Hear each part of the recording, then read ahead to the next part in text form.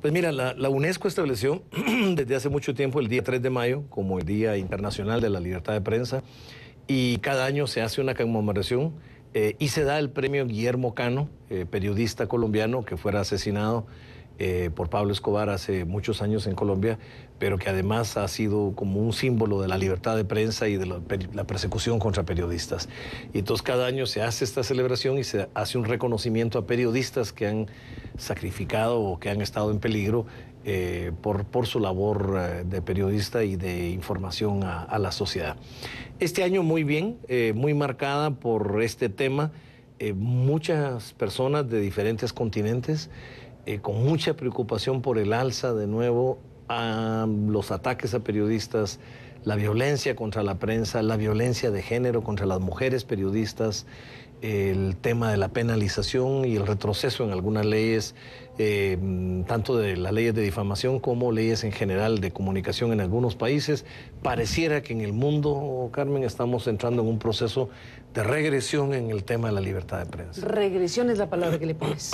Yo creo que sí. A mí me da la impresión de que el mundo va por oleadas, pero esta vez hay algunos factores. Creo que primero lo de Túnez y de Egipto, el uso del Internet por la sociedad en general y las redes sociales que votaron dos dictaduras de más de 30 años, demostraron el poder que el Internet tiene.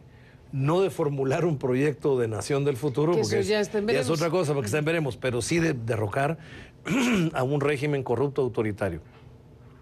Y casi todos los medios hoy tienen su versión en línea, o sea, la gente los puede leer por escrito o ver por televisión, oír en radio, pero además verlos en Internet. Entonces eso le ha dado a la prensa la posibilidad de difundir muchísimo al mundo entero.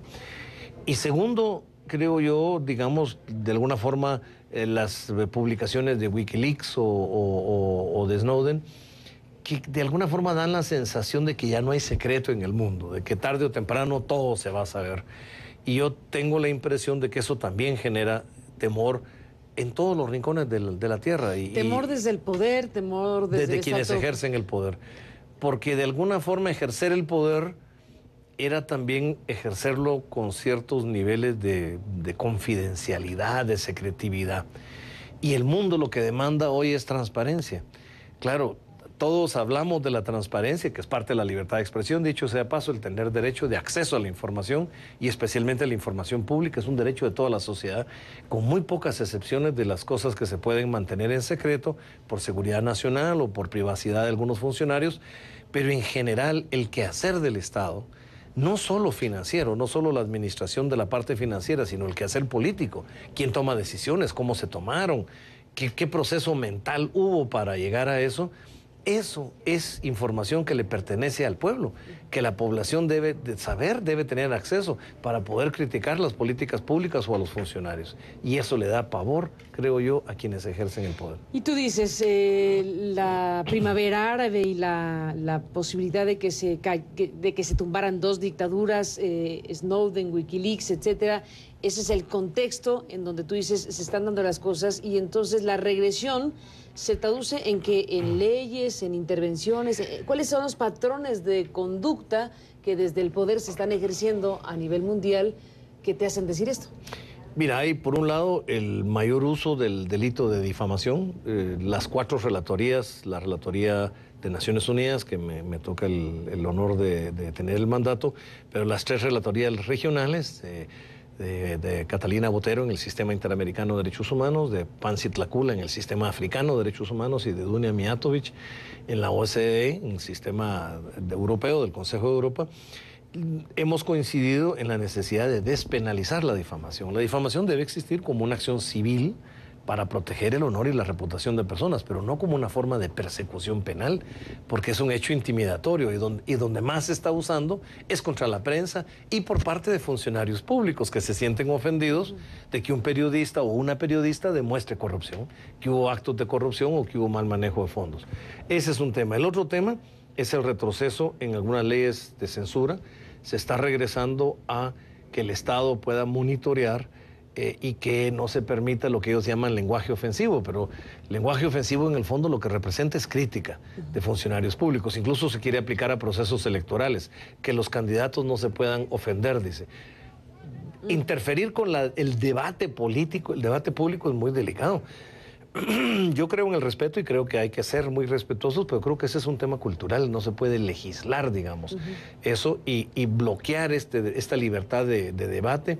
Es peligroso porque implica de nuevo imponer regímenes autoritarios que le está diciendo a la prensa y al público en general qué es aceptable decir y qué no.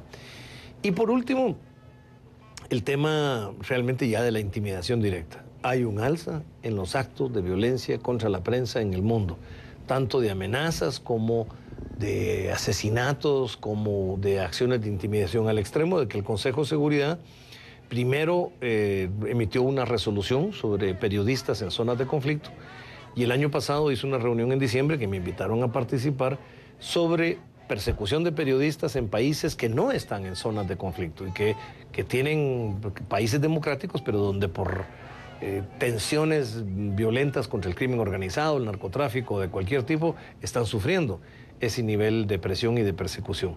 Y yo creo que esto es muy delicado. En el mundo hay más violencia contra los y las periodistas. Y un enfoque muy particular que algunos países europeos están levantando el tema, y yo comparto esa visión, es el enfoque de los ataques particulares contra mujeres periodistas. El uso de la intimidación de género contra las mujeres que ejercen el periodismo es realmente serio y realmente grave. Entonces yo creo que esto amerita una reflexión de todos los estados y una respuesta con mecanismos de protección.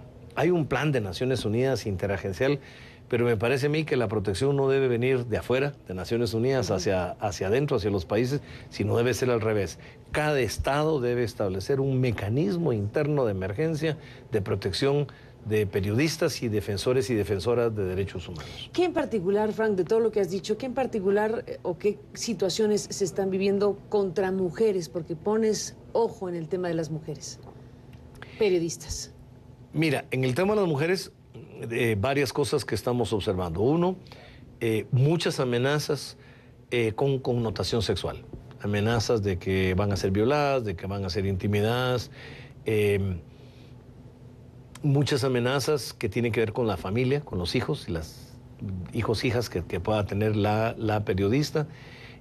Muchas amenazas incluso hacia los centros de trabajo, a que no las contraten, o incluso a veces incluso acoso por parte de otros empleados u otros trabajadores. Entonces yo sí creo que hay que replantearse, digamos, en ningún momento limitar la función periodística de las mujeres, que yo creo que es excelente, sino al contrario, replantearse cómo garantizar estos mecanismos de seguridad para las mujeres. Dicho sea paso, yo creo que estamos en un momento de crisis del papel de la mujer en el mundo, digamos, hay el retorno a ciertos fundamentalismos y algunos países y algunos líderes políticos hombres se sienten intimidados por mujeres que juegan un papel de liderazgo en la política, pero también sucede por mujeres que juegan un papel relevante en el periodismo.